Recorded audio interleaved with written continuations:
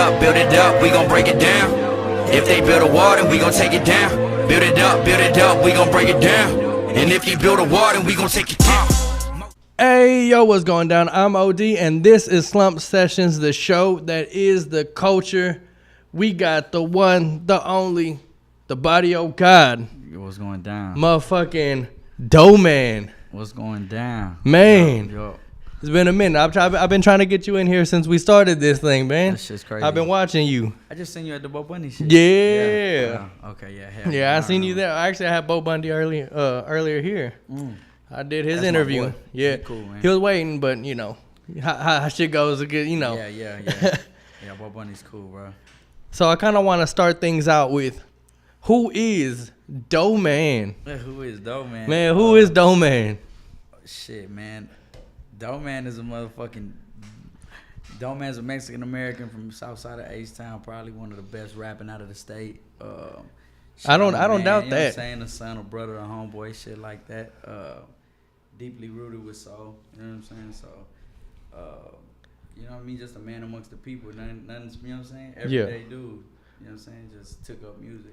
Let's talk into the mic a little bit more. Come on, we gonna get this. Mm-hmm. So, anybody who wants to know, where are you from? I'm from the southeast side of Houston. I'm from Meadowbrook. Okay. 45 in Belford. Grew up right there my whole life. I'm still right there. So yeah, the south side of Houston for sure. So even with all this music that you got going on, you still stay very humble and stay where you grew up at. Yeah. I ain't got enough money to move out the motherfucker yet. So I mean, I seen you all over, man. You've been out of town. You've been doing this and doing that, but yeah. But at the end of the day, you always come back and very humble to where you grew up at. Right. Yeah. Nah, for sure, man. I mean, you know, your home is your home, and you gotta get that place to love you. You know what I'm saying? Even though nowadays, looking at these rappers dying in their own, you know what I mean, their own city, neighborhood, that shit is horrible, bro. I mean, anything can change just in the blink of an eye. Jealousy's a motherfucker. Yeah, jealousy's bad. So, how would you describe your sound? Like, how would you describe your music? Sounds of the barrio. You know what I'm saying? That's why it's a new genre. This shit ain't hip hop. It ain't backpack. It ain't trap. You know what I'm saying? It ain't too hip hop. It's just what it is, and it's basically being a Mexican American in 2018. You know what I'm saying? In the United States. So that's why I say sounds of being a king. You know what I mean? So yeah, it's our own shit. I feel like our own genre that I'm creating right now. You know so what I mean? You're creating your own genre. You don't think there's anybody else that's in kind of your lane that you're doing, or? Not that I see right now. Nah.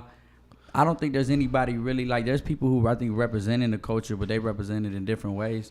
Or they overdo it. Like, this isn't trying. Like, some people, they trying to be, like, I'm just being who I am, and it's just coming from the soul. So, no, I don't think anybody's in my lane at all. Like, you know what I'm saying? At all, whatsoever. What was your upbringing kind of like? How did you get into the music, and how did you get, to be who you are today? Upbringing wise, you know what I'm saying, living in the hood, but I had both parents. My pop was real strict on us, you know what I'm saying, he wasn't for the bullshit. Mom's a sweet lady, but grew up with a bunch of cousins. I got my big brother, I'm the youngest, my big brother, my big sister. Shit, just moving around, bro, playing sports, being real competitive type shit, seeing the things that we didn't have, you know what I mean, we didn't know what we didn't have back then, but now looking back, it's like, damn, we went without a lot, but we didn't feel like it, so that was the upbringing, bro. I got into boxing at a young age, so that really sparked up a lot of, competitive nature in me.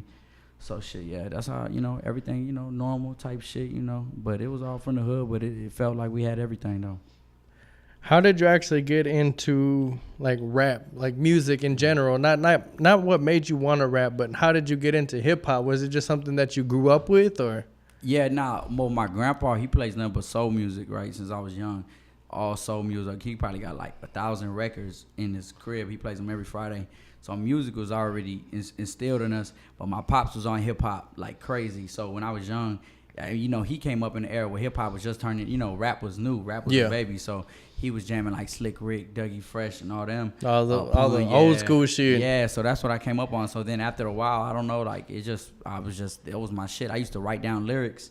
When I was like in the third grade, first or third grade, one of them, I used to write Slick Rick children's story.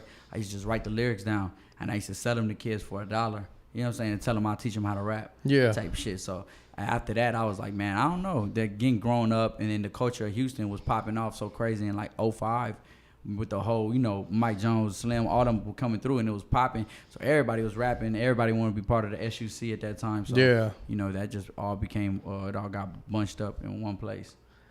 So what really made you want to like rap other than like writing down lyrics and stuff? What made you be like, man, I'm gonna do this. This is what I want to do.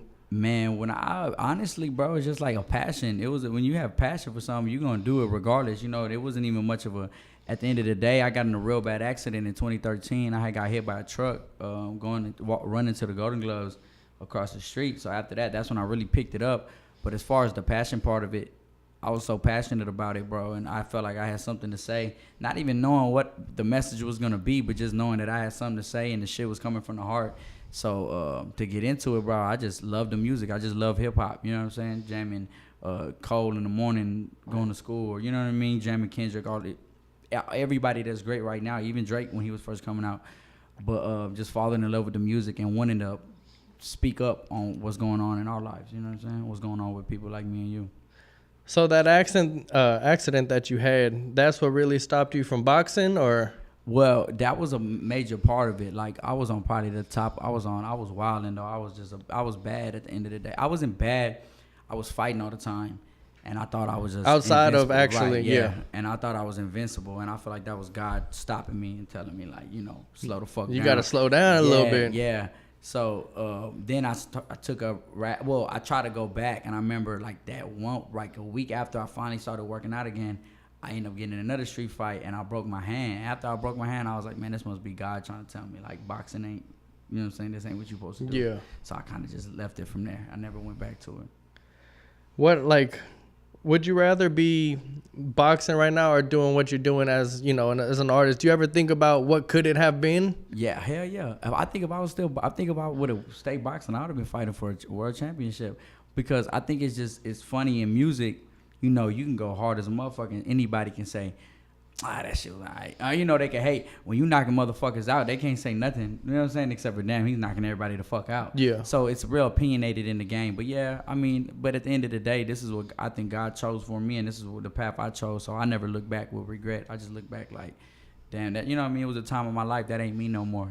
I'm an artist now, and this is what, I'm saying, this is my love. This is what you got, for the future. Yeah. I mean, you even got family that's still fighting. Like you said, you got a brother that's coming up in a fight. Yeah, my brother, he a pro fighter right now, Team JSG, fighting welterweight. He got to fight in Austin next week. So yeah, we that's the dude. We trying to get him to a world championship. You know what I'm saying? So fighting's definitely in us for sure, forever. So anybody out there, tap in. Mm-hmm. Go watch the fight, Austin, man, Texas, for sure. yeah, Austin, Texas, for sure. Go out there and tap in, man. Pop up. So, actually, what year was it that you actually started rapping? Like seriously? Yeah, seriously. I'll say 14. I mean, I always say, people say, like, they'll tell you, oh, he dropped I remember we had dropped a tape in like 2013, but it really, that wasn't, I didn't give a fuck about it. I was still boxing. Seriously, 2014, July, when I dropped Gold Blooded, my first, like, actual project. That's when I started taking this shit serious, and I was like, yeah, this is what I'm gonna do. What happened with that other one that you dropped while you were actually boxing? Why didn't you take that one so seriously? Because you wanted to be a boxer, or? Yeah, I was boxing. That's what I was doing. I thought I was gonna, that's what I was gonna do for the rest of my life. So, boxing was everything to me. So I didn't really give a fuck. It was just fun to me. I had a homeboy. His name was Tone. Bro, this dude was stupid with it, bro. Cold, way colder than me at the time. And that's why I remember telling him, like, man, I ain't gonna rap no more. I'm gonna manage you. I remember telling him that, like, in high school, but I was boxing, so I didn't really take it serious. It was just on some, around the way, like, what I'm saying, some cool shit to do. But then after that, that's when it got real serious in 2014, So whenever you first started dropping, music, what was it like in the beginning? What was the response from people from the transition from boxing to actually trying to rap? It was good, because I think my pops was probably the only one that it was a little bit difficult for, because he just thought I was going to fight, all my life. And then he was like, rap. He supported it, but he was just like, damn. And then once it got, I remember when he came to his first show and we sold it out. I think it was at Fishscale. Remember that show? Yeah. And we did that shit, man. That shit was crazy.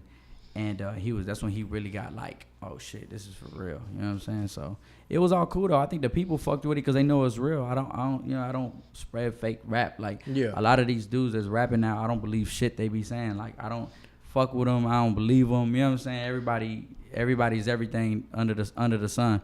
But I just keep it 1,000. You know what I'm saying? I keep it real as possible. People know you as like a spitter now. People know you come with the bars. Mm-hmm. In the beginning, how was it trying to prove to people that you actually had the bars? You had what it takes to be a rapper. Right. What was it like that? Man, honestly, it was just showcasing and getting better. I mean, now if I look back on the shit that I was doing then, it's horrible probably. That to what I think. Yeah. But I think it's always just the presence of somebody. If you had a presence and they know you're passionate about it, they gonna fuck with you. You know what I'm saying? Even if you got the hardest bars and you coming in there and you like trying to shadow back, like people ain't gonna respect that. You gotta let them know, hey, I'm here. You gotta come with it full force. Yeah, come with it and let them know, like, shit, win or lose the draw, I'm gonna come with my shit. You know what I'm saying? So, just coming and really being around better spitters than me, better artists than me, and trying to just level my shit up. So I mean, that was just part of me. I never really looked at it like I'm gonna just come in here and be the best, like that type of dude. I just looked at it like I want to be good at making music. You know what I'm saying? But that's just that's the best part of my music is that my ability to rap. You know what I'm saying? So yeah, for sure. Do you remember the first track that you actually released that people were like, really fucking with it, and you realized that this could be something that, I'm going to be doing? I think it was Jodeci. I think Jodeci was the first one, and then it was On Delay. But that one actually had Propane. Yeah, on Propane on that one. And Propane. It was crazy because I had just started fucking with Pro. Pro's like my brother now. I just started fucking with him, and I played him Jodeci in the studio.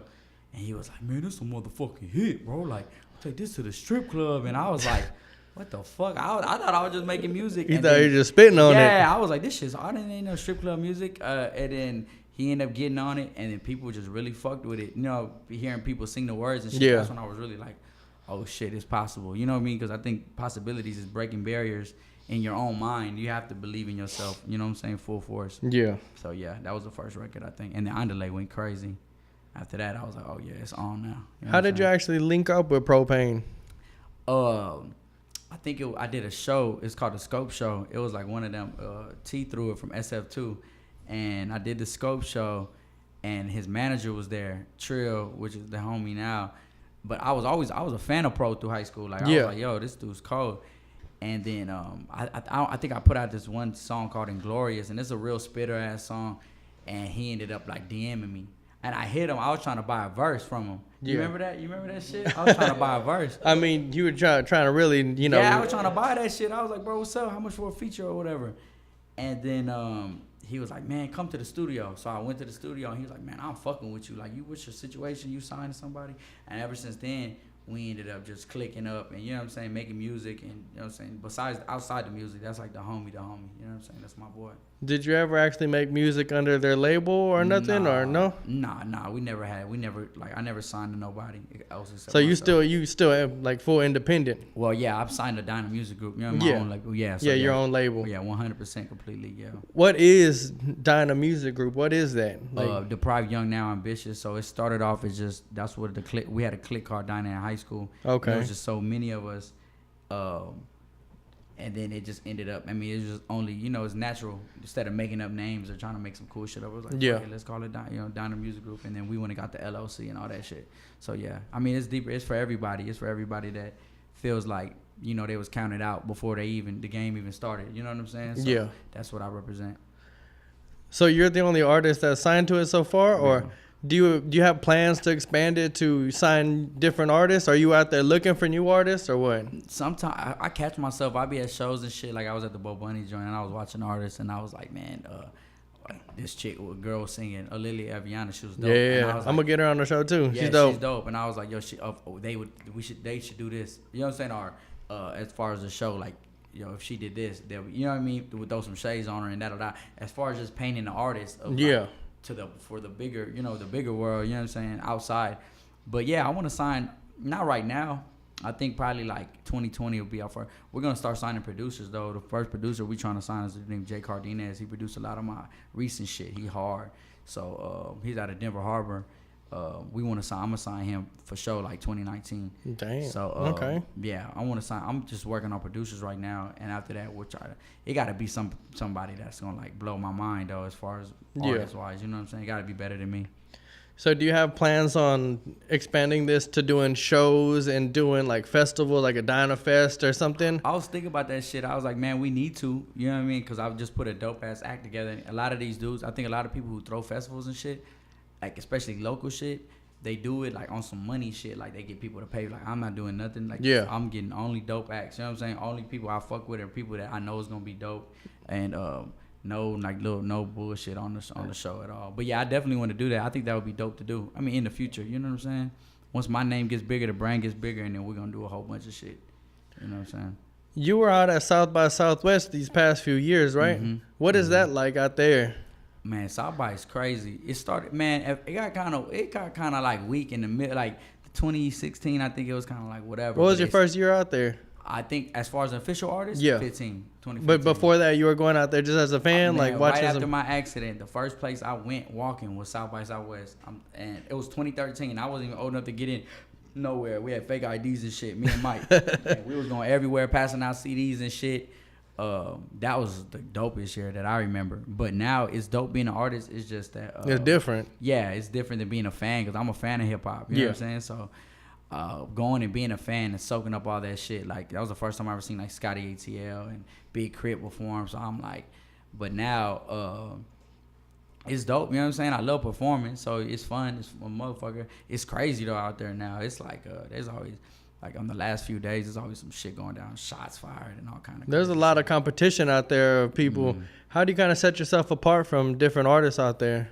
Man, just being who I am, keeping it original, and not, you know what I'm saying, not trying to go. I go on every stage, and I always tell every artist this, like, don't be fearful of, you know what I mean? Don't be scared of the crowd, because they can sense that shit. You know what I mean? They're going to be like, fuck, this boy, you got to go out there like Bernie Mac used to go on the stage and be like, I ain't scared of you motherfuckers. Yeah. And he would say that to let them know, all right, like it's going, you know what I mean? I'm going to be me regardless. So if you fuck with me or don't fuck with me, I'm still, when I walk off this stage, I still got to be me.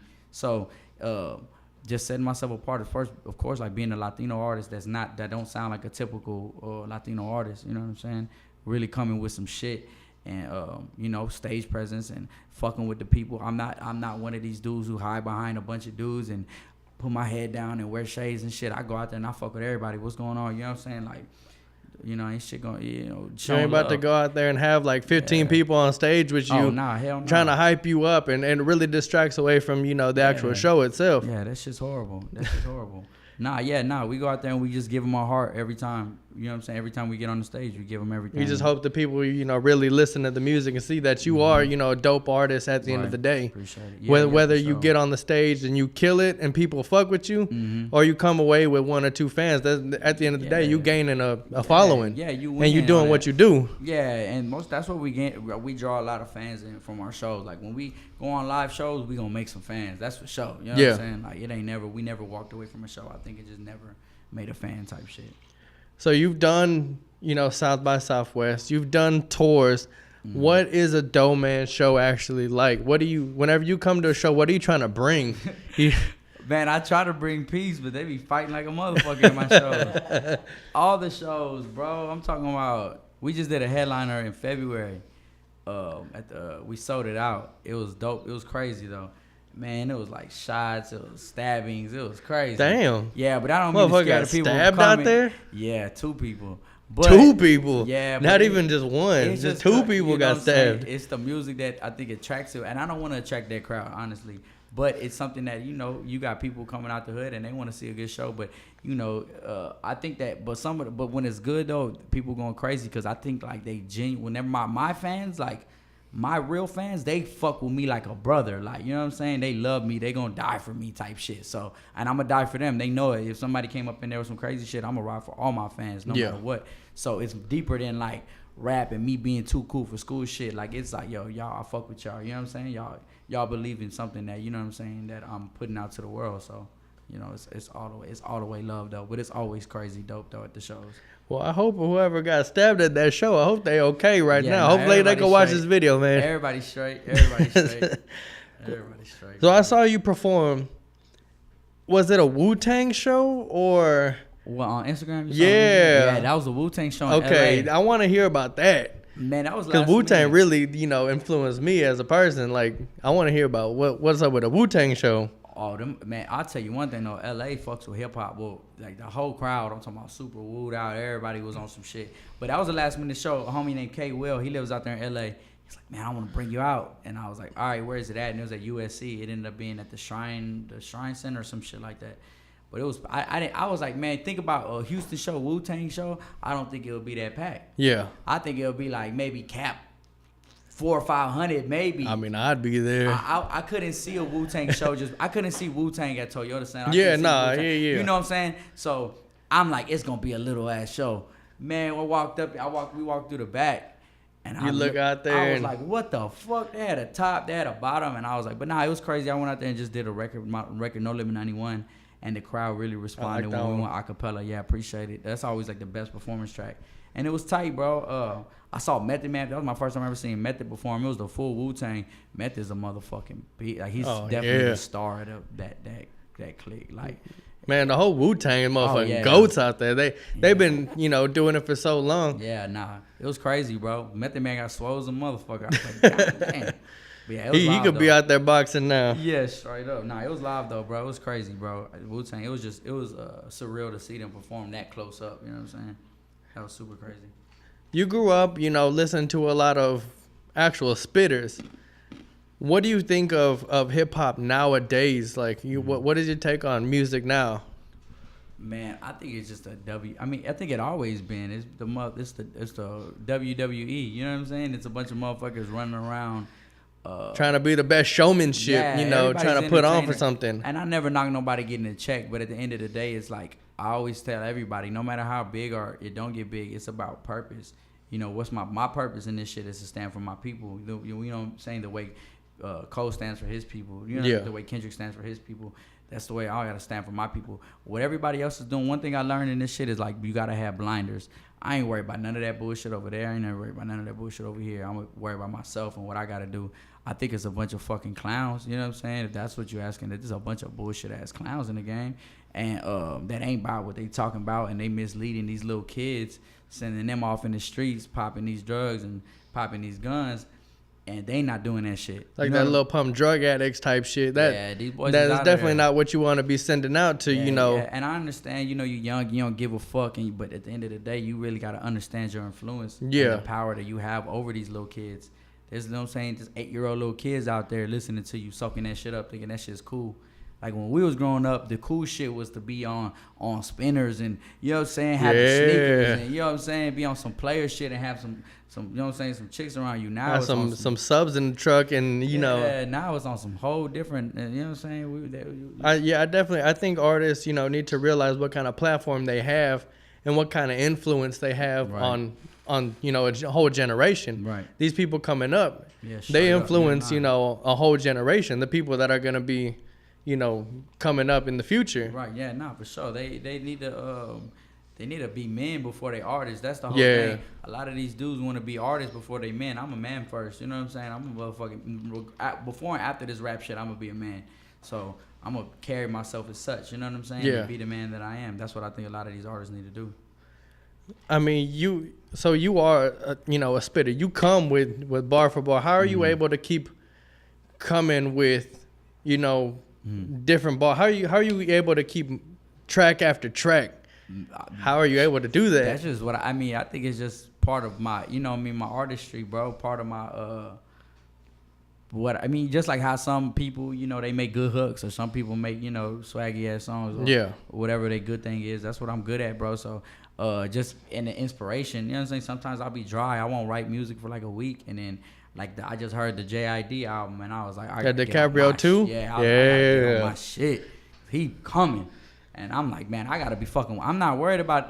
You know what I'm saying? I'm not competing with nobody out here. I'm trying to compete with him. Yeah. I'm trying to compete with Cole. I'm trying to compete with Kendrick. You know what I mean? I'm trying to. They're in the same lane as you. Y'all got bars, and you ain't competing with like a ski mask. You ain't competing with a pump or something that's just could come up with a banger that everybody feels. Yeah. But the people who are in your lane, with the spitters, you know what I mean, like real rappers like Joyner Lucas, Big Crit, all these dudes, like I gotta come. I'm coming at for all of them. I'm not trying to be their friend. You know what I'm saying? I got enough of those.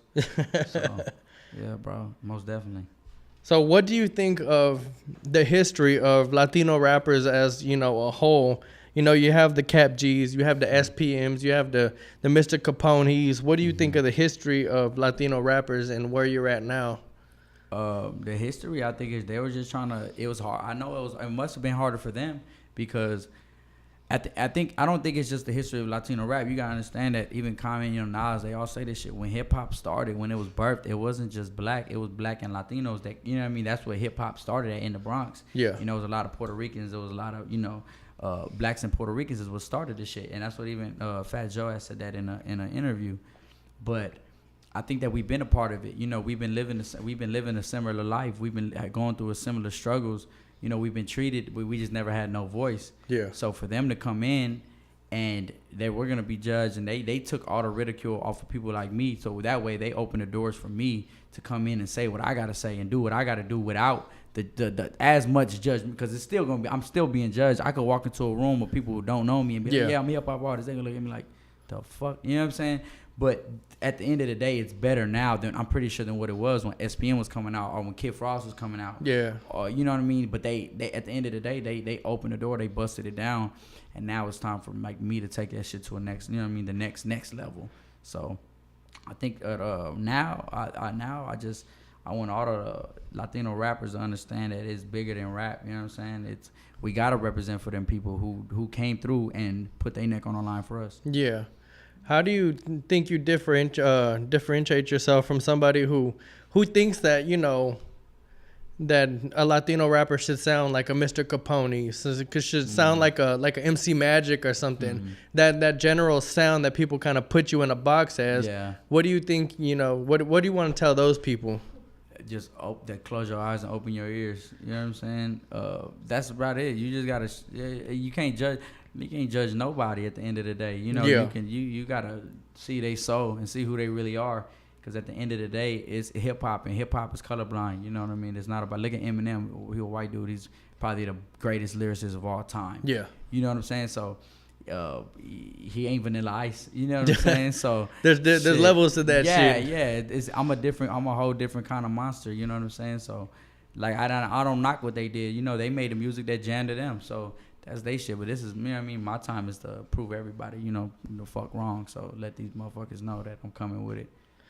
So from My Soul to Yours, that last project you put out, how was it making that album compared to, you know, albums previous to that one? Man, it was like an album out of like pure like just fuck, like what the fuck we gonna do now type shit. We ain't know what was going on, you know what I'm saying? We ain't know.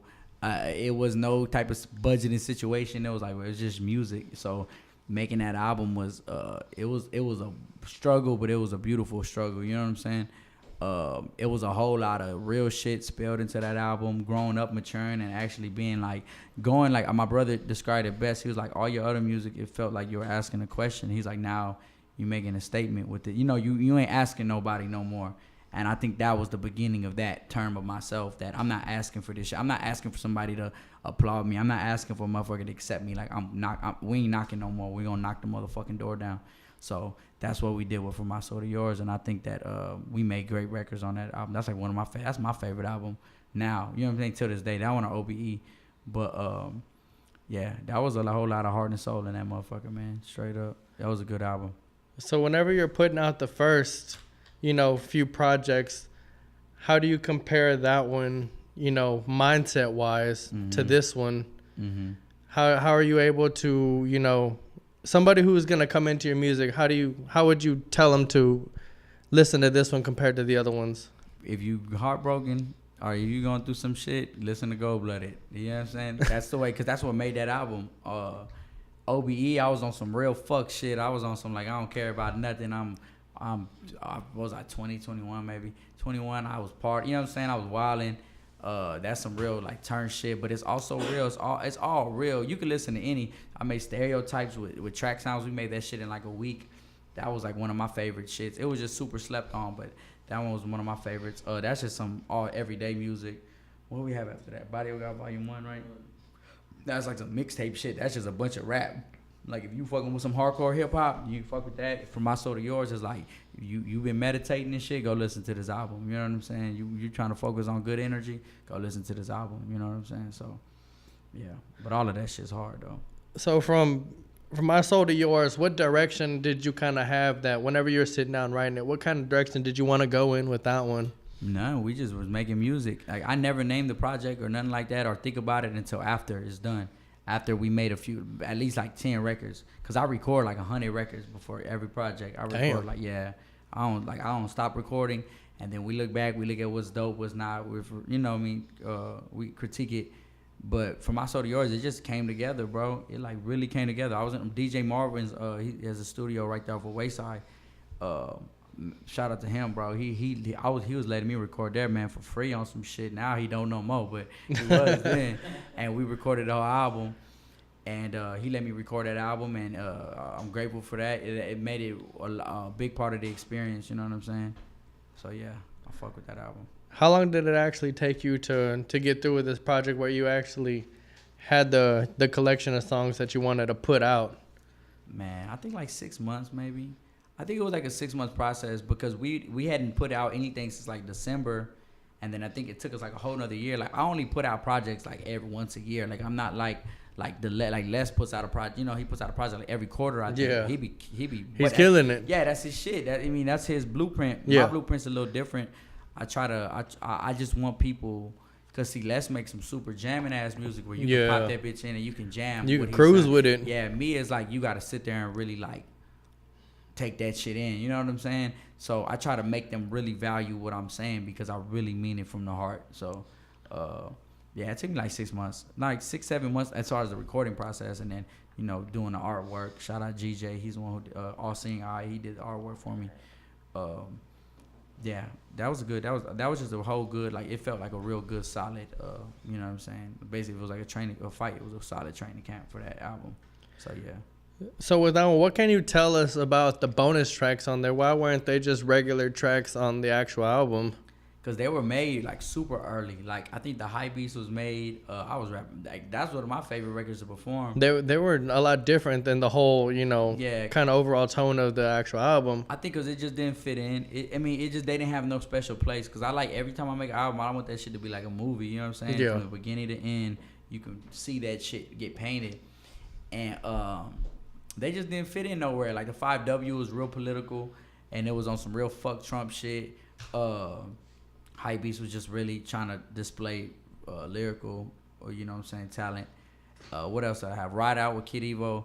That was actually a remix. We had made that record. We put it out, and that record did real good. I think it got like it's almost like 100K on SoundCloud. But then we ended up doing a remix with him, and he made it pop. And I was like, fuck it, let's put it on there anyways. You know what I'm saying? So yeah, that's why they were bonuses. They didn't have no real place in the album. So would you say Hype Beast is your favorite album, favorite track on that album, or what was your favorite one on that whole album? For My Soul to Yours, again with B Honey, that's my favorite record. That's just a hit. I think that's a fucking hit. We should have pushed that. I mean, we still want to push that record, but it was just that, huh? Yeah, we should have pushed that again. Again was hard. 300 was stupid. That's the first song that I like doing at shows. What else is on that album?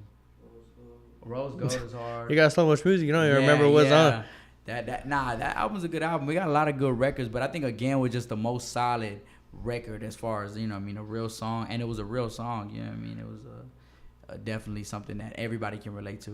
Can you asking your ex or your ex or whatever it is. Who's actually featured on that one? B Honey. Who is that? Man, I met her. I actually saw her just performing live one day over there at Natsu, right? Because my boy DJ Ivy, he had a third, like I think it was like a Thursday gig that he'd be doing, and then he would bring people and perform. And I was walking in there just gonna get a drink, and then I heard her singing, and I was like, man, what the fuck? Now, who is this? Crazy. Man, bro, her voice is crazy. So I just like a real 90s feeling soulful voice. And I had hit her like, yo, I need you on this record, and she did it. She killed that shit. So yeah, she's featured, and I think that's the only. I don't think I got no Kid Evo, and that's my boy. You know, San Marcos. He's real dope. He's a singer. I don't think I had any rap features on it at all. So the Barrio God 2, the intro, how was it like making that one? Because that's the first song that I actually really saw you on, and I was like, man, who is this? Oh, the Barrio God. I was like, man, I got to look into who this is. Yeah, Barrio God Volume 2. That shit was, I'ma die for my real home. I mean, it was my boy Jay Cardina as a producer. We were at his crib. We were just cooking up, and I was just. I think I usually when I go record, I don't. I won't write at first. Like I'll go in that bitch and I'll just get some lines out or get ideas out. I'm like, oh shit, no. So when I first did like the first 4 bars, I was like, oh yeah. Like, you know, I used to go to Chavez but fucking bitches at Milby. Like right when I said, I was like, yo, come on, let's go. We gotta make it. But then again, I didn't want to just be hard bars. I wanted to have a purpose. I wanted people to understand, like, yeah. You know what I'm saying? Like, how the fuck did this motherfucker get in charge? How did he be elected president of our country? You got, you know, a political message behind the whole thing, behind the bars and everything. You got a message behind there. So I definitely wanted to make it purposeful. You know what I mean? So I just, and then it was just a crunk record. I really liked that record. And then we weren't even supposed to drop that record first. We were supposed to drop this one I got with Maxo. And that ended up not coming through as far as the visual. So we're like, fuck it, let's do it. We already had the video. We're like, let's just let it out then. And my manager, B-Hobbs, was like, yeah, I think it's a smart move. We'll set the tone for the rest of our shit. So, yeah, we did that shit. Because even if you look it up on YouTube, there's videos of, like, Doe Man, Trump diss. And I was like, people be doing that shit, And they trying to get them clicks out there. Yeah. So would you say it's actually like a Trump diss, or... It's just like a message you had behind the actual song. It's fuck Donald Trump every day. Yeah. Oh yeah. So yeah. So nah, it wasn't no. Just it was. I wouldn't. That motherfucker ain't important enough for me to just dedicate 3 minutes of my time to him. But nah, it definitely wasn't no just diss to him. It was just a diss to the way that the country's set up and you know what I mean, the government and that's not just the government of the United States. It's the government of everything. You know what I mean?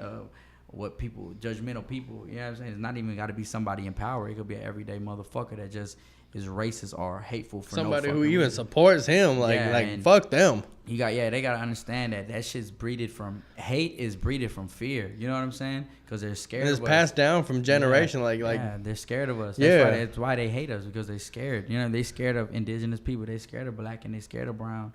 And because, you know what I'm saying? We're everything that they... I'm not even speaking for all white people. I'm thinking for the hateful white people, like the Donald Trumps. Yeah. You know what I mean? You have all the money, but you don't have no soul. You know what I'm saying? What the fuck does that you want the power?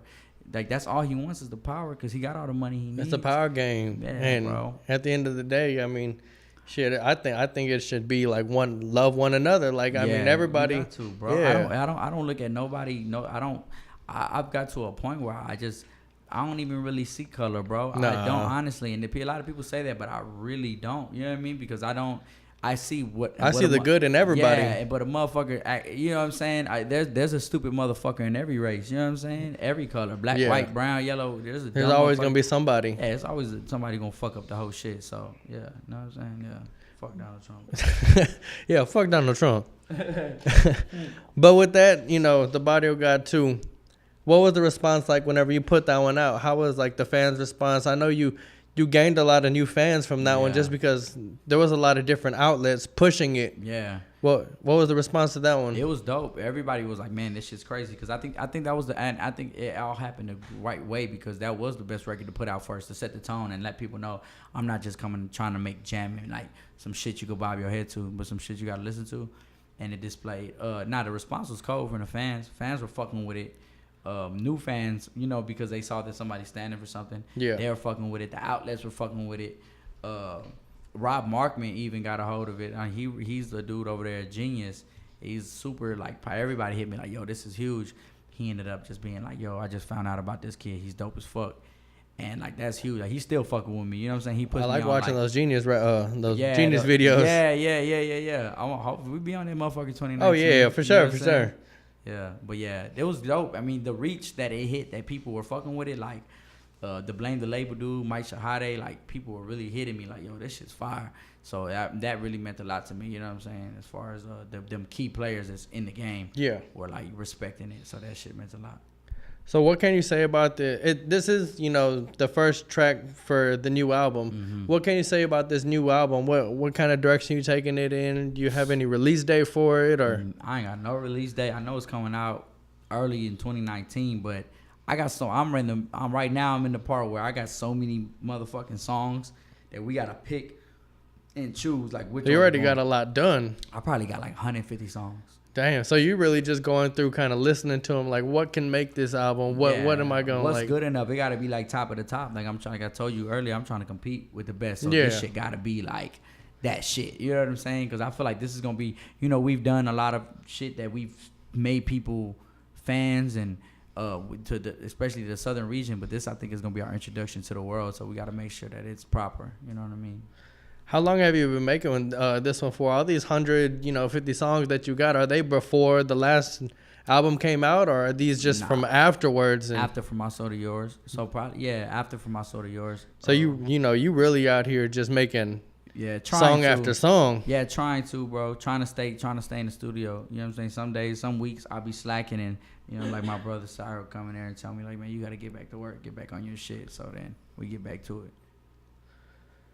Do you have any kind of like features or anything for this new one? Maxo Cream's on there. We right now that's the only feature I think we got right now. I think we looking at some cats in LA to get on it. Definitely gonna get a singer on it. I don't know who yet, but yeah, right now Maxo's the only feature. And this, I think me and Les are knocking out a joint too next week. We got a joint that we gonna do on there, so it ain't all the way confirmed, but Les is my dog, so I'm pretty sure that's coming through. So yeah, I know Maxo and Les for sure is gonna be on there. Who do you have as like somebody you would really want to work with? Anybody. J. Cole or Schoolboy Q. I think you and Schoolboy would make a fucking great record. Yeah, that would be a banger.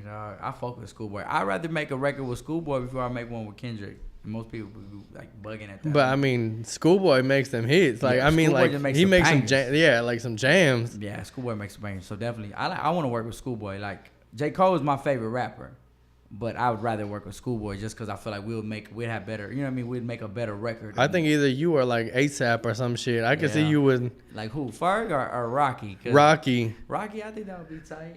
I mean Ferg, but I mean Ferg is tight. Ferg makes. I want to work with JID too, but we were just talking about Method. JID got Method, man. I want to do a record with Method. That should be crazy. Oh man, that would be crazy, bro. Method's stupid with it.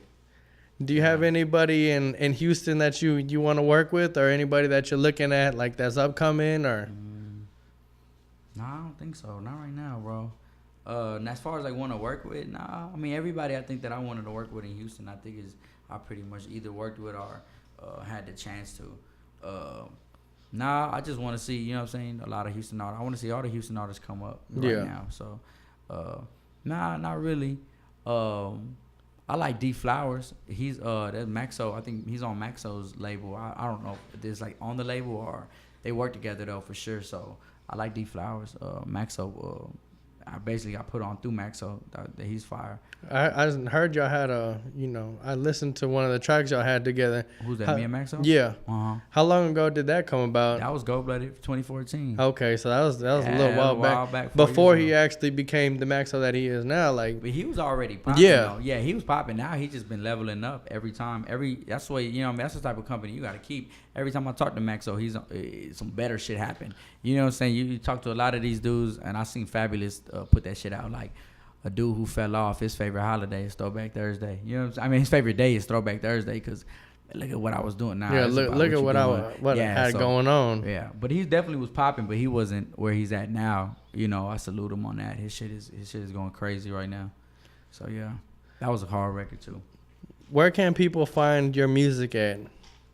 Anywhere you can find music, iTunes, Pandora, Spotify, Google Play. Amazon, all that shit. SoundCloud too. I bet I'm not finna really fucking with SoundCloud no more. You got some of your older stuff on there. Yeah, it's a lot of old stuff. Yeah. SoundCloud is just really I just don't understand the fact of like they getting paid with all these advertisements and they're not paying artists. So, you know, I don't understand that. So I'm not really fucking with it. It's cool, you know what I'm saying? But I ain't really, it's cool for exposure, but that exposure don't pay the bills, not right now. So, yeah. What about your social medias and everything? Where can people find you at? DOEMAN XDYNA. That's on everything. Doe Man DYNA. Yeah, Doe Man DYNA. Doe Man XDYNA. Yup. So DOEMAN XDYNA. Doe Man DYNA on Facebook. You know what I'm saying? If they only some people just be fucking with the Facebook. Instagram, Twitter is just straight like that. Man, I thank you, everybody who's watched this. Thank you for watching. Thank you for listening. This episode is brought to you by Fishscale84.com. Hey, head over. Check out the site. Get you some merch, man. Shout out Fishscale. Yeah, brother, shout out Fishscale right here. Right here. Shout out Fishscale. You ain't going to be disappointed. Yeah. And Reneka App Builders. Head over. Get you an app, man. Step your app game up. Thanks for watching. Step your app game up, man. We in 2018. We gonna have to, Doe Man gonna have to get a Doe Man app. Yeah, straight up. DYNA app. The DYNA app, man. Yeah. Man, step your app game up. Thanks for watching. Thanks for listening. Stay slumped. Build it up, we gon' break it down.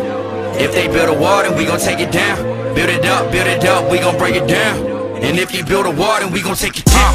Most definite, got bars like they arrest him in. Slaughter Trump's body, this our tampering with evidence. Slaughter every artist, I'm the hardest, fuck the rest of them. We voted for Obama, motherfuck the new president.